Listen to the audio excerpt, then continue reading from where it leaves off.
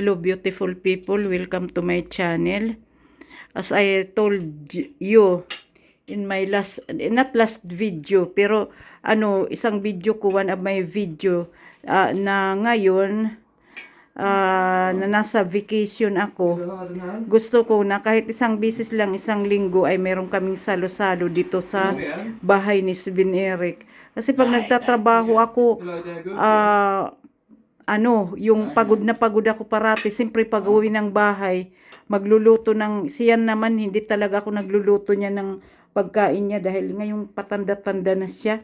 Ayaw na niyang kumain-kain ng kung ano-ano. Kagaya nung pumunta kami ng beach, yung ice cream ayaw niya kasi may mga chemicals daw.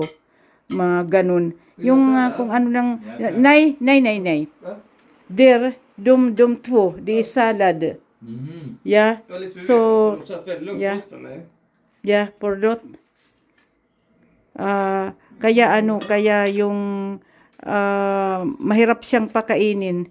Yung you can eat, ni can eat Sven Eric.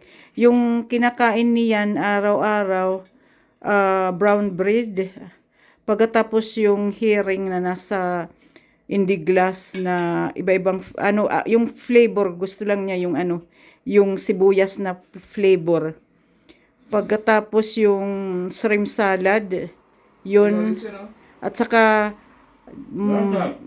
maraming prutas at saka gulay, at saka umiinom siya ng olive oil, at saka kumakain siya ng yung sa glass na oliver at saka olives at sa glass, at saka yung yung cucumber na nasa glass din. At saka iba-ibang klase ng mga mani. Yun ang inaano niya.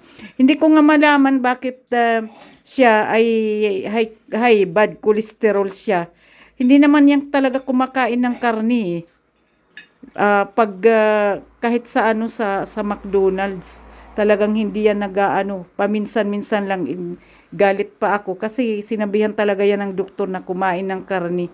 Hindi yan vegetarian pero ganun yan siya. Okay guys, thank you for watching. Bye-bye.